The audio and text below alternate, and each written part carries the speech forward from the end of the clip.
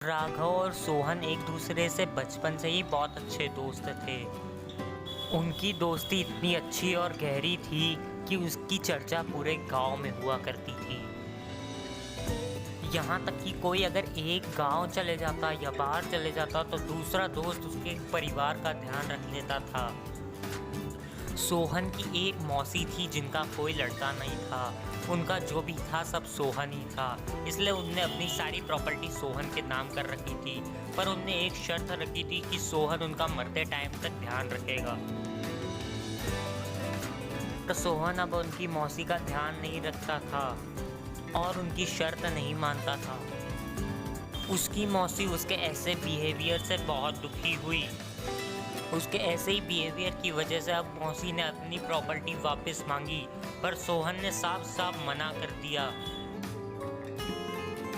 अब मौसी ने ये मामला गांव की पंचायत में उठाने का फैसला कर लिया। वो बहुत लोगों के पास गई पर सबने मना कर दिया। आखिर में वो सोहन के ही दोस्त राघव के पास गई और धीरे धीरे राघव को सारी बातें बताने लगी कि उसके साथ क्या क्या किया। राघव ने मौसी की सारी बातें सुनी और फिर बड़े ही अफसोस के साथ कहा कि देखिए मौसी, आपकी सारी बातें सही हैं। मेरे को पता है कि सोहन ने जो भी किया है वो गलत किया है, पर फिर भी मैं उसका दोस्त हूँ, इसलिए मैं उसके खिलाफ नहीं जा सकता। ये बात सुन के पहले तो वो मौसी बहुत नाराज हुई। फिर वो मौसी ने राघव से कहा कि देखो राघव, मैं जानती हूँ कि तुम और सोहन बहुत ही अच्छे दोस्त हो, पर एक अच्छी और सच्ची दोस्ती वही होती है जो कि एक दोस्त को अच्छे मार्ग पे ले जाए, ना कि उसको गलत काम में साथ दे। फिर ऐसी दोस्ती किसी काम की नहीं जिसमें तुम अपने दोस्त को एक अच्छा रास्ता ना दिखा सको और उसको गलत काम में साथ दो। और अगर मेरे साथ कुछ बुरा हुआ तो उसके जिम्मेदार तुम भी होगे।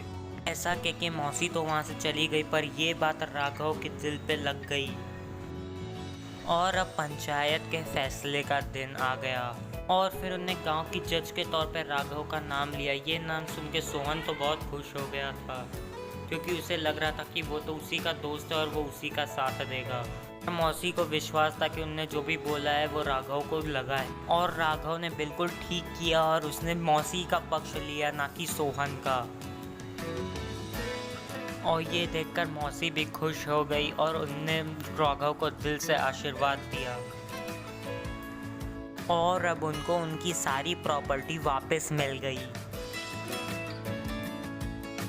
पर ये सब देख और सुन के सोहन बहुत ही दुखी हुआ और अब उन दोनों की दोस्ती भी टूट गई और अब सोहन ने राघव से बदला लेने की ठान ली।